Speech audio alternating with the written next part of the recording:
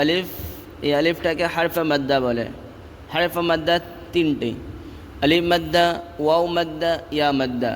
আলিফ মাদ্দা, ওয়াও মাদ্দা, ইয়া মাদ্দা পরে হামজা ওই শব্দে যেহেতু থাকে তো মাদ্দা মুত্তাসিল একে বলা হয়। ও মাদ্দা মুত্তাসিলকে 3 আলিফ পরিমাণ টান দিয়ে পড়তে হবে। যেমন জিম আলিফ মাদ জবর জা, ইদা জা।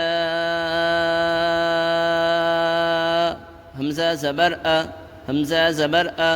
জবর জের পেশকে টান দেওয়া নিষেধ, জবর জের পেশকে হারাকাত বলে। ইদা জা, ইদা জা,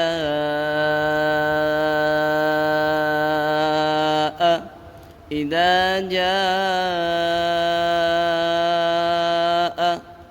নুন নুন صاد زبر نص, নুন صاد زبر نص।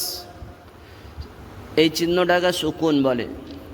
সুকুন যেই অক্ষরের উপরে এই চিহ্নটা থাকবে বা যেই অক্ষর সাকিন হবে